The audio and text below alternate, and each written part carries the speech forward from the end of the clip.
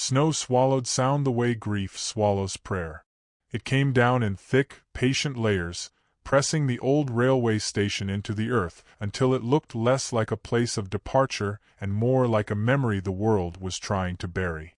The rails stretched into the white distance like frozen scars, iron veins leading away from warmth, and the wind moved through them with a low, aching hum, as if the land itself remembered every goodbye spoken there and had never quite forgiven them.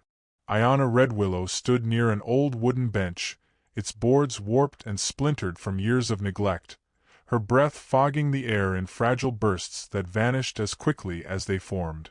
Her fingers were numb, stiff with cold, curled tightly around a small cloth bag pressed to her chest, as though loosening her grip might allow the night to take the last piece of her that still mattered. Snow clung to the hem of her worn dress, melting and refreezing with every small movement, reminding her that stillness was dangerous, yet movement offered no promise either. Inside the bag rested her mother's locket, smooth and dulled by time, its hinge worn loose from years of being opened in secret moments of longing. It held no photograph now, only the echo of warmth, but to Iona it was a living thing, a small sun she carried through a world gone cold. When the wind cut sharply through her thin shawl, she pressed the bag closer, imagining for a heartbeat that the metal could still hold heat, that memory itself might be enough to keep her alive, even as the night whispered otherwise. She walked to the ticket counter again, boots crunching softly over the snow tracked in by travelers who smelled of wool and firewood, people with destinations and names spoken aloud somewhere warm. The man behind the counter barely lifted his eyes. He never did when she approached. Iona placed her coins carefully on the scarred wood, counted them once, then again, her lips moving soundlessly as she subtracted hope from hope. Each time the sum fell short, her shoulders folded inward, and she gathered the coins back into her palm as if they had betrayed her, stepping away before the truth could be spoken aloud and fixed forever. Outside, townspeople passed in steady lines, collars turned up, faces hidden, boots striking the ground with purpose. Some glanced at her and then looked away too quickly, as if seeing her might require a response they were unwilling to give. Others did not look at all. Their silence felt heavier than cruelty, and Iona stood there, becoming part of the scenery, another shape the snow would soon claim. She wondered when a person stopped being a person and became something the world could step around without noticing. The cold grew intimate then, no longer a distant enemy but a deliberate presence, biting at her lips until they turned blue, sliding beneath her clothes and into her bones with a patience that felt personal. Her body began to shake, teeth chattering softly, and she found herself thinking not of escape anymore but of rest. How easy it might be to sit down on the bench, to let the snow gather on her shoulders and hair, to close her eyes and allow the night to finish what the world had started. The thought rose quietly inside her. This might be the last night, and she did not know whether it frightened her or offered comfort. She leaned against the bench, eyes half closed, the station blurring into shadows and pale shape. The world reduced itself to breath and cold and the steady thud of her heart insisting, stubbornly, on one more beat. That was when the air shifted, subtle but unmistakable, as though the silence itself had turned its head. Iona felt it before she saw it, the sensation of being observed, not hunted, not claimed, but noticed. A presence waited just beyond her vision, patient as the snow. Elias Crow stood at the edge of the station, half hidden in the long shadows cast by the building, his coat dusted white, his hat pulled low. He did not move at first. He only watched. He noticed the way her hands trembled even when she tried to still them, the way her eyes never stopped scanning, the way she guarded the cloth bag, as if it were alive. In the set of her shoulders, he recognized fear not as weakness, but as memory, the kind that settles into the body and never quite loosens its grip. Snow had taken things from him too. It had taken voices he once expected to hear again, and a warmth he never thought could fade, leaving him with a quiet cabin and nights that stretched too long. Watching her, he felt that familiar ache rise, the one that came when loneliness recognized itself in another. He hesitated, aware of the way the town sharpened its gaze when a woman like her stood alone, aware of how quickly kindness could be mistaken for something else, and how expensive decency could become. Why did he care when others had learned so well not to? The question followed him like a shadow, unanswered, until he realized that turning away would mean becoming someone he could not face in the mirror of firelight later that night. His boots shifted in the snow, the sound small but final, and he stepped forward not like a savior, but like a man unwilling to abandon what remained of his humanity. His voice was calm when he spoke, low and steady, carrying no command. "Come with me," he said gently, each word placed with care between them. "I'll give you a life you never expected." The sentence hung in the cold air, fragile as glass. Ayanna startled, stepping back instinctively, her body remembering too many hands that had promised safety and delivered pain.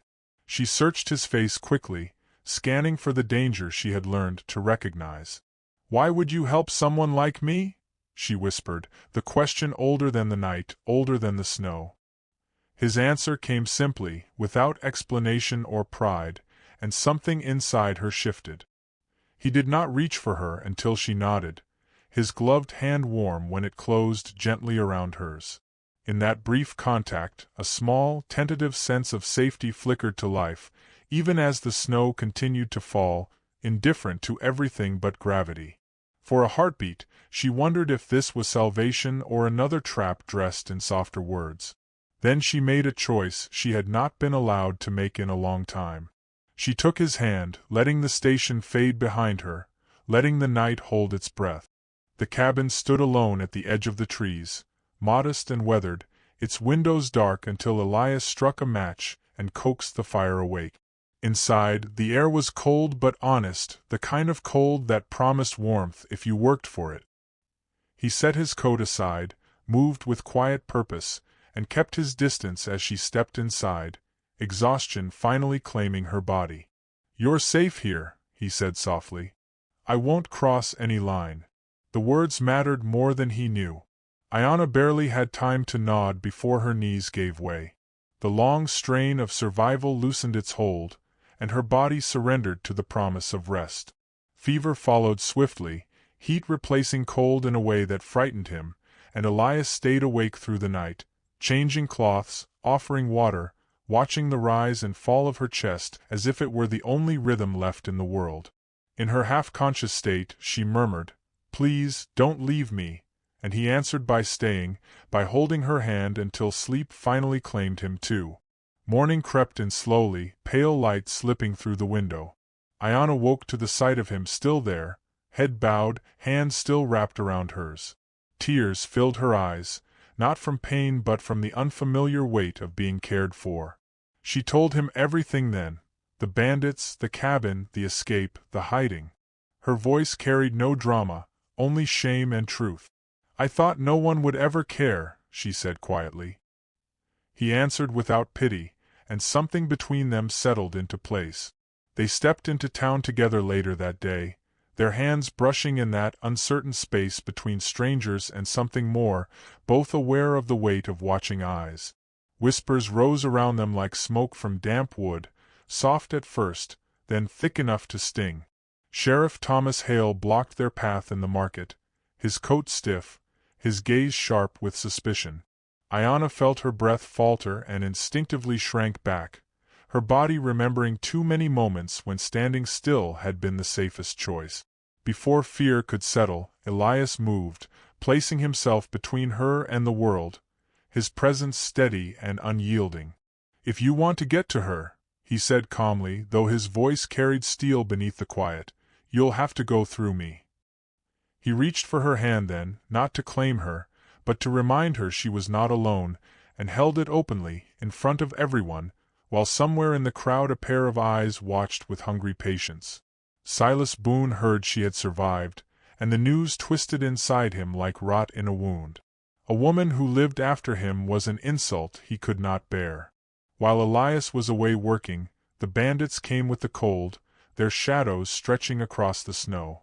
Ayanna fought, screamed his name into the open air, not in desperation but in belief, her voice carrying the quiet certainty that he would hear her somehow. When Elias returned to the cabin and found it empty, terror seized him so hard it stole his breath, the silence screaming louder than any sound. He searched without shouting, without fury, moving through the night as if guided by a promise written into his bones.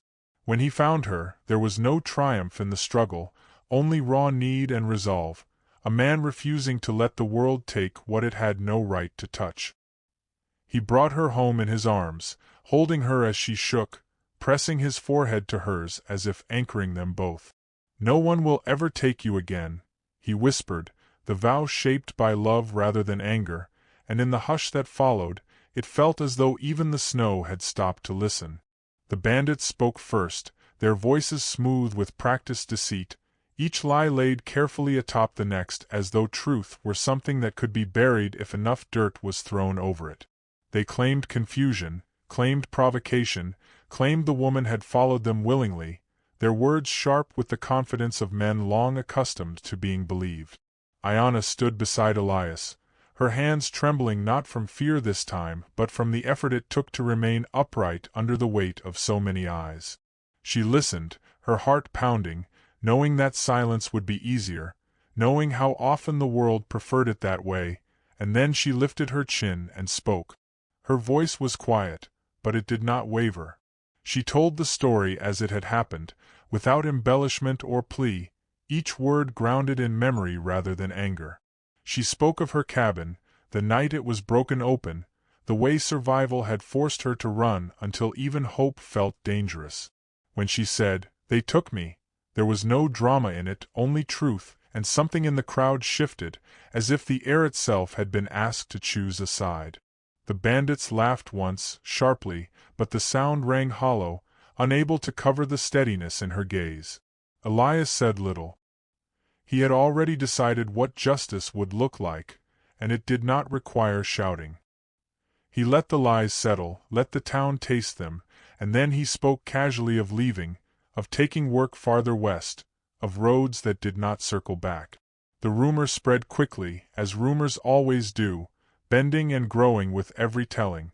It reached the bandits before nightfall, and greed did the rest, drawing them out of hiding with the promise of unfinished business and an unguarded prize. They came under cover of darkness, confident and careless, and found themselves surrounded before they understood what had gone wrong. There was no chase, no spectacle, only the quiet clink of iron and the sound of men realizing too late that the world had shifted against them. Sheriff Hale arrived to see it with his own eyes, the truth unfolding without argument or demand. He listened this time, not as an authority seeking control, but as a man forced to confront the cost of his certainty. The evidence lay plain before him, undeniable, and the lies unraveled under their own weight.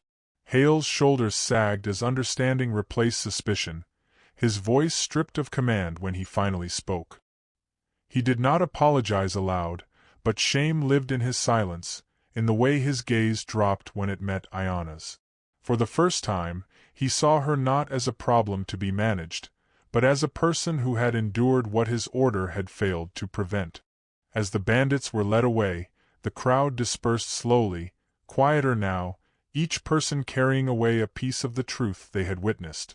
Snow began to fall again, light and unassuming, softening the edges of the moment. Elias stood still, watching until the last shadow disappeared, then turned. When he faced Ayanna, there was no shield in his stance, no protective reach, only openness. He met her eyes as an equal meets an equal, waiting, not to decide for her, but to see what she would choose next, and in that pause, the future held its breath. He knelt before her days later, snow drifting softly around them, each flake catching the pale light like a whispered blessing. His voice trembled with unspoken years of fear, loss, and longing. "Not because you need shelter," he said, eyes searching hers, "but because you choose me."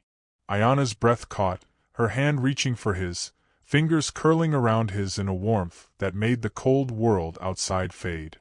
"I choose you," she whispered, and in that choice lay every storm she had survived, every lonely night, every hope she had dared to keep alive. Their marriage was quiet, sincere, a promise born not from rescue, but from reverence, trust, and a love that had grown slowly, deeply, like a river carving through stone. Morning light poured through the cabin, illuminating her serene face in the doorway. "This place never felt like home," Elias murmured, voice soft with awe, "until you." Evenings were spent by the fire, silent gestures speaking louder than words. Hands intertwined, heads resting together, hearts steady and true. He brushed her hair back and pressed his forehead to hers, a kiss carrying the weight of every unsaid vow. In that quiet intimacy, they discovered a love that was gentle, enduring, and wholly theirs. The town changed, slowly, awkwardly, learning to look at her without judgment. One night, they stood outside the cabin, stars bright above the snow. "I came to that station thinking my life was over," Iona said. Elias squeezed her hand. "That station was your beginning," he replied. "And to you who hear this story, know that not all rescues roar into our lives. Some arrive quietly, as a hand extended without expectation, a touch that says, 'You are not alone.' Sometimes a single act of kindness, offered or received, can turn the tide of a life, planting hope where despair once took root. Courage is not always loud. It is gentle, patient, and steadfast. And if you are brave enough to give it or to accept it, you may find that love and grace can rewrite even the darkest chapters of your story."